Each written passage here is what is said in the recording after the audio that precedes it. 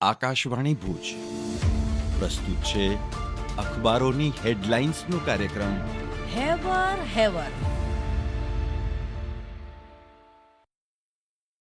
નમસ્કાર, હું મનોજ સોની.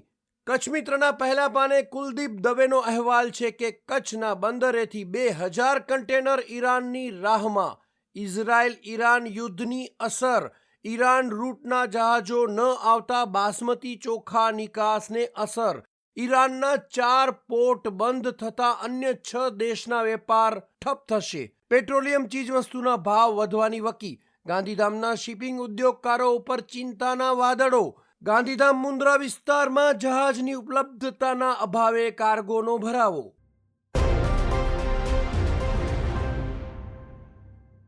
કચ્છ મિત્રના અંદરના પાને સ્પોર્ટ્સના સમાચાર જોઈએ તો અંતિમ દિવસે ઇંગ્લેન્ડ સામે 350 રનનું વિજય લક્ષ્ય. રિષભ પંતનો બીજા દાવમાં સદી સાથે વિક્રમ.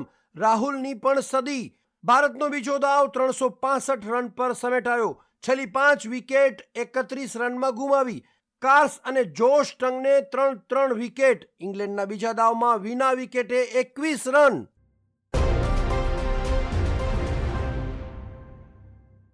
કચ્છ મિત્રમાં છેલ્લા પાને સમાચાર છે કે કચ્છમાં ભારતનો પ્રથમ ગ્રીન હાઇડ્રોજન પાયલટ પ્લાન્ટ શરૂ. અદાણી ન્યૂ ઇન્ડસ્ટ્રીઝ લિમિટેડનું 5 મેગાવોટના પ્લાન્ટથી સીમાચિહ્નરૂપ પગલું.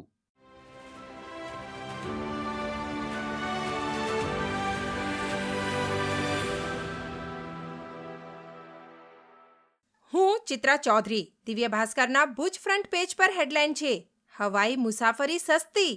ભુજ મુંબઈના વિમાની ભાડા 4000થી પણ ઓછા.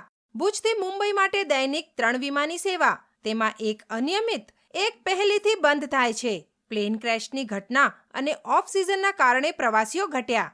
તેમજ રેલવેના સમાચાર છે, ટ્રેનમાં ફર્સ્ટ ક્લાસનું ભાડું 3000 અને ભુજ બાંદ્રા વીકલી સુપરફાસ્ટ હવે સાબરમતી થોપશે.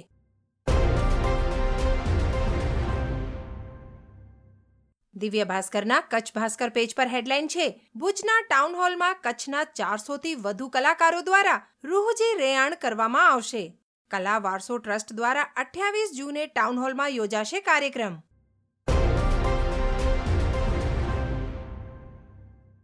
દિવ્ય ભાસ્કરના અંદરના પાને ભાસ્કર વિશેષ અંતર્ગત હેડલાઇન છે, મેક ઇન ઇન્ડિયા. કાર્ડિયોલોજિસ્ટ ઇજનેર મિત્રે ઓપન હાર્ટ સર્જરી વિના ઇમ્પ્લાન્ટ થતા વાલ્વની ડિઝાઇન ઘડી. દેશની પહેલી વ્યક્તિગત પેટેન્ટ. વિદેશમાં ઉપલબ્ધ વાલ્વ કરતાં ઓછા ખર્ચ અને ઓછી તકલીફ સાથે ઇમ્પ્લાન્ટ થઈ શકશે.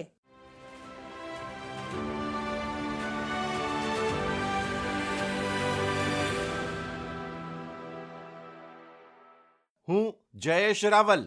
ગુજરાત સમાચારના છેલ્લા પાને હેડલાઇન છે, મોટેરા સ્ટેડિયમને સ્કૂલ બોમ્બથી ઉડાવવાના ઈમેલથી પોલીસ ઘાંઘી. અંતે ધરપકડ. પ્રેમમાં અંધ ચેન્નાઈની યુવતીની માનસિક બીમારીથી પરેશાની. 21થી વધુ ધમકી ભર્યા ઈમેલ કર્યા. પ્લેન ક્રેશની ઘટનાની પ્રશંસા પણ કરી. પોલીસને 6 મહિને સફળતા.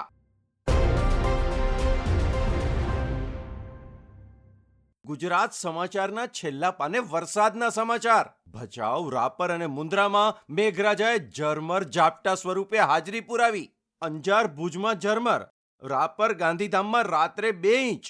હવામાં ભેજના ઊંચા પ્રમાણના કારણે મંદ પવનને બફારાથી લોકો અકળાયા.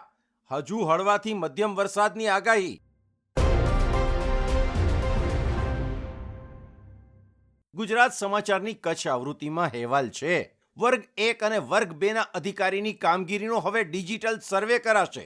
સરકારી કચેરીને કોર્પોરેટ રંગમાં રંગવાનો પ્રયાસ. પેન્શન માટે ઓટોમેટેડ સિસ્ટમ. અરજદારોને અરજીની પ્રક્રિયા સતત મળતી રહે તેવી વ્યવસ્થા માટે ગુજરાત એડમિનિસ્ટ્રેટિવ રિફોર્મ્સ કમિશનની ભલામણ.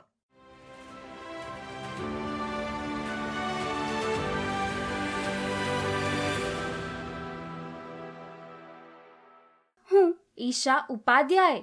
સંદેશના ત્રીજા પાને સમાચાર છે, ચૂંટણીને લઈને વિધિવત જાહેરનામું પ્રસિદ્ધ.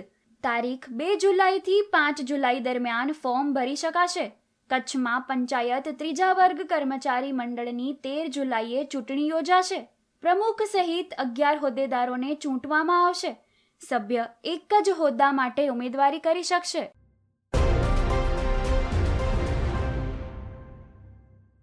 અન્ય એક સમાચારમાં આદિપુર ખાતે નવી સરકારી માધ્યમિક શાળા બની પણ લાઇટનું કનેક્શન નથી. મીટર કોલ રકમની કરાયેલી અરજી PGVCL દ્વારા રદ કરાઈ. વીજળીના અભાવે છાત્રોને અભ્યાસ કરવામાં પડતી વ્યાપક મુશ્કેલી.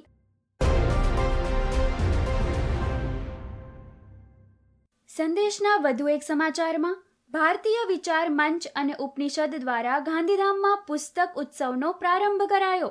પુસ્તક વાંચ્યા વિના તેમાં રહેલા શબ્દો શબ્દસ્થ થતા નથી.